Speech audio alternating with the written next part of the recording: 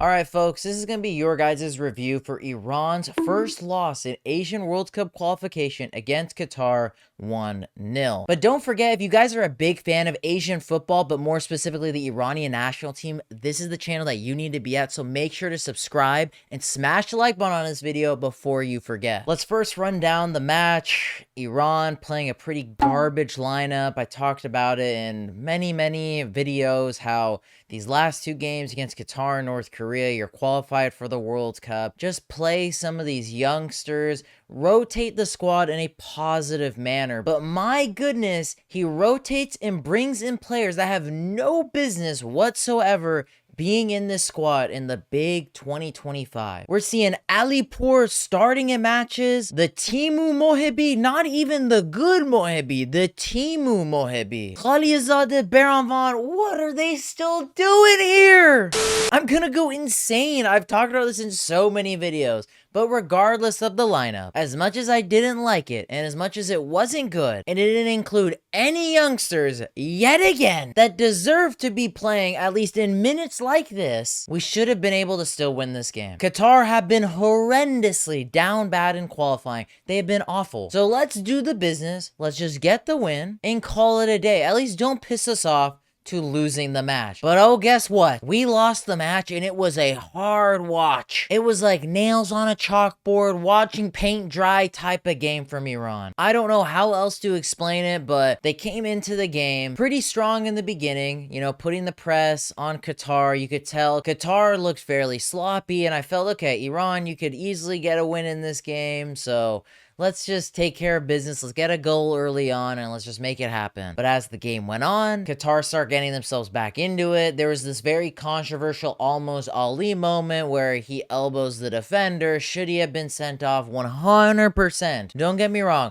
That was garbage by the referee. But either way, we still should have been winning this game. But we lost our goddamn heads. And that is another Ghalenoei masterpiece right there. We have seen this countless times. Iran not getting the rub of the green from referees. It's not anything crazy new when it comes to playing against Qatar. But this Qatar team is booty cheeks. They're not good. So don't lose your heads and then just throw the match away, which that's what we did, because we have a coach who plays stupid players, plays stupid tactics, and doesn't know how to discipline this goddamn team. And that's what we saw. Milad Mohammadi, who is a left back that is just not that good. He is an absolute pace merchant. And the fact that he's still playing for us in the big 2025 as well is a whole other debacle in itself. Gets two stupid yellow cards within minutes. They were deserved. As much as almost Ali should have been sent off, his sending off was still deserved. They were equally as deserved. Unfortunately, we were the ones that got the red. Either way, the game was still 0-0. And still, even though we were down to 10 men, I still thought we could have gone all 3 points in this game if we just kept our heads in it, had the right approach to it. But instead, in comes Ghalenoei's love triangle of Khalilzadeh and Baranvan, who have an absolute horrendous moment for the goal. And I'm talking about you, Baranvan. Saves the shot, then lets the most Qatari man himself, Pedro, score at your near post. The goal, oh god, this screenshot, I'll put it up.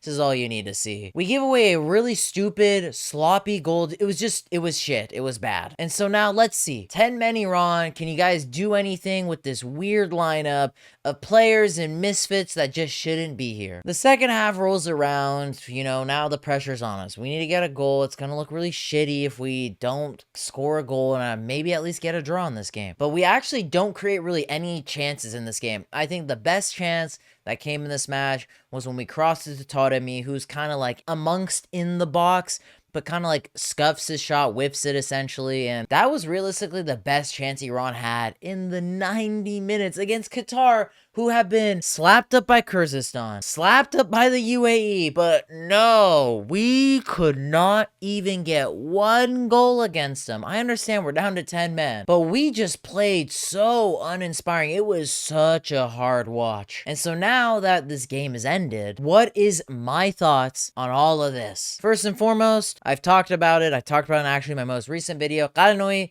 time for you to hit the boot, buddy. You're done. That is probably the biggest positive in Iran losing this game and maybe even possibly losing against North Korea. There is no more shield for Ghalenoei to hide behind that, you know, I qualified us, I did it, we were undefeated, this and that. You have lost to Qatar twice in your coaching tenure for the Iranian national team, and this Qatar team is booty cheeks. And then if you add on a bad performance against North Korea, that is the only positive from this window. I hope this exposes the shit out of him and he just gets the fuck out of here. He makes this national team not enjoyable to watch. Everyone on Twitter is absolutely cooking the shit out of him. And rightfully so, because he's not good. And I can't wait for the goddamn comments of people being like, bro, just quiet. I'm done with you people. Time for you guys to hit the can with him. I don't give a shit if he helped us qualify for the World Cup. It's going to be goddamn embarrassing with him as the coach because he has been just lying to us for years. It's like marrying someone who's like a chronic liar who cheats on you 24/7, goes behind your back, this, that, and the third. That's what Ghalenoei has done. He literally said he was going to develop a new team, bring in the youngsters, do this shit, do that shit. He didn't do none of it, and he has no more excuses for it. You literally played a bullshit lineup against a really shitty Qatar team in a match that did not matter. And we're probably going to see a similar team in the match against North Korea. We're going to see Timu Mohebi out there. We're going to see Khaliz out there. We're going to see Beramban stink up the park. We're going to see Moghalu fucking up top against North Korea. Like, no more, man. I'm tired of it. My eyes can't take any more of this. How are you not starting guys like Hosseinnejad and Hazbavi that you called up to this camp to not even play in this game? Your only good job you did in this lineup was starting Hosseinnejad. That was awesome of you. Good for you, Ghalenoei. That was your only good thing you did. But what is the point of playing guys like Alipour, Moghalu, who we've already seen countless times are not up to par? We have gotten so many red cards in qualification. You guys gotta let me know in the comments. How many have we gone? I think it's like 3 or 4. That's a ridiculous number. It just shows how undisciplined this team is under Ghalenoei. We are so undisciplined defensively. This would have been the perfect time to start any other goalkeeper other than Beramban. You could have started Khalife. Like, I don't even care. Like, Beramban had only one moment he needed to save, and my guy blundered that shit. Khalizadeh, he's 36 years old, and he's cheeks. He's not getting any better, Ghalenoei. Do you think he's like 19? Like, he's the next Sergio Ramos or some shit? He's not getting any better. Timu Mohebi, you don't need to be starting him. You could have brought a guy like Allahyar Sayyadmanesh. He would have done 10 times more. You could have started Sarkizan if you called him up as well at the striker position over Alipour. He would have provided way more for you. You could have started Hosseinnejad instead of Tonemi to give Tonemi a goddamn rest because this guy is so tired and probably just hates his life right now. So much better things you could have done, but you always do the opposite. You always do the worst possible goddamn thing, and I'm done. I'm done. This was the nail in the coffin for me. I don't give a shit on what happens in the match against North Korea, which, by the way, we are doing a watch along for that game, so make sure to tune in because who knows, we might be crashing out in that match too, because we were doing that throughout this game against Qatar. It's over. This whole story with Ghalenoei, it's done, bro. The senior players know they don't want you there. The guys that actually have a head, that actually have ambition, see right through your bullshit. You're not playing any young guys. You're not starting the new generation of the Iranian national team. You're actually taking us back to the goddamn dinosaur ages. That's what you're doing. All this progression we made, you're making us go back in time. That's what's happening right now. You're not improving this team. You're making this team significantly worse. And it's time to go, man. But that's pretty much going to be the end of this review. Don't get me wrong, I would have loved to have had a positive review where we've seen the likes of Hosseinnejad, Hosseinnejad, Sarkizan, Hazbavi, Shakuri all starting. These really good young players that deserve chances on this national team. Yeah, maybe Iran draw the game. I would have allowed it because, you know, you're garnering experience for these guys.